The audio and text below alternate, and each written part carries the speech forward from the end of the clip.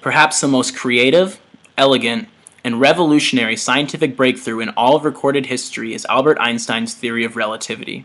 This theory opened the eyes of the world to a much stranger understanding of space, time, and matter, and took an entire century to fully test and ultimately prove correct.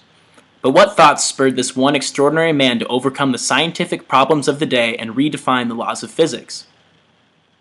Almost 3 decades before Einstein was born, physicists, frustrated with what seemed to be an insurmountable paradox involving light, conducted an experiment that shook one of the foundations of science.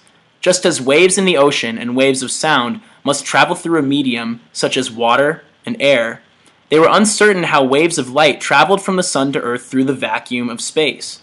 To make sense of this, a mysterious, universal, all-permeating substance called the ether was postulated. At this time, the speed of light through space had already been proven to be a constant as measured from a stationary observer. Thus, a light emitted from a stationary Earth should travel at light speed in all directions. However, since the Earth is in motion through space, it was theorized that the motion through light's medium, the so-called ether, would cause light in the direction of motion to appear slower, much in the same way a car going 10 miles per hour appears slower if you were following it at 5 miles per hour. The scientists were understandably baffled when the two beams of light were measured to travel at identical speeds, neither being affected by the Earth's motion. The speed of light had been shown to be constant regardless of an observer's frame of reference, aka motion, but the implications were too strange for anyone to fully understand their importance. To illustrate, as Einstein did in a famous thought experiment, imagine 2 observers, one standing on a very fast train and the other watching it pass from the train station.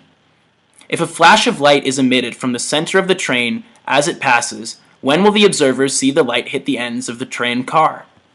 Observer 1 on the train is moving with the car, so he will see the light hit both sides of the car at exactly the same time. Observer 2, on the other hand, will see the back of the car racing towards the oncoming light, and thus will see the light hit the back of the train before it hits the front of the train. If the speed of light must be constant to both observers, and since the second observer sees the light traveling a shorter distance, then as strange as it sounds, the only explanation is that there is no absolute way to determine whether or not the light hits the front and back of the car simultaneously. And more importantly, perception of time depends on the speed of the observer. Something to consider the next time you're late on an assignment.